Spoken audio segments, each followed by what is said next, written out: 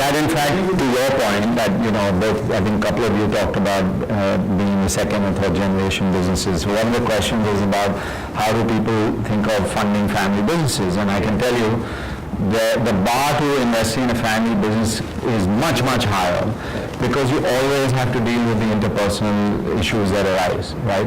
And at the initial stage, it all looks great, because the family comes together and presents a united enough face, right? But inevitably there are fissures underneath, and unfortunately those end up taking over and really coming in the way of the business. So I think wherever I'll broaden it out, wherever they're business partners, there's this question that comes up, right? That so in a way, what you want is entrepreneurs who started together, ideally 2 or 3, because you don't be relying on one person, right? So that's also a risk. I've talked to funds who said, we've learned our lesson, we'll never do a single entrepreneur company again.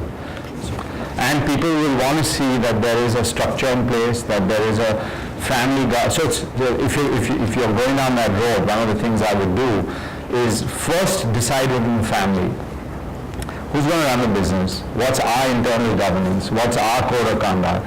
How do we how do we deal with financial issues? And ideally you say, my role in the company is vice president of X. What is a vice president of X in a company like this paid? That's what I earn. Your role as a shareholder can be very different, right? So you say, this is me as working within the company, and separately we'll do a profit share, and the family can choose how to.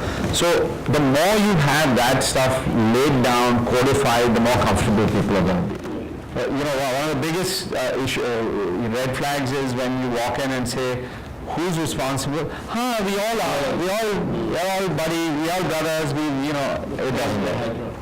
The bit about we don't invest in 5-year businesses, frankly, you may hear different stories. So one person may view that as a negative, another may view it as you sort of wet your feet, you've got your grounding, you now have identified. So to me, that's a personal issue. I wouldn't. That's one data point. I wouldn't put all my may have differently from others. And the bit about B2B to C, I understand the concern, because really what I'm hearing is that you don't control, you're an intermediary, so to speak, and you're a price taker, you're not a price setter. And by the way, that's been a big issue for a lot of the app companies in India, because they've all,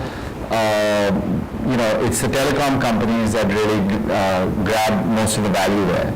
And so people have been leery of this space, saying that you can't control your pricing, you don't have control over that. I see the future in the product business. I funded it by virtue of these services businesses, what we just spoke of. But I know that the moment I get capital, this is where my focus is. I'm going to let this I know there's an opportunity, but I'll be fragmented. I'm going to wholly focus here. That's a different story.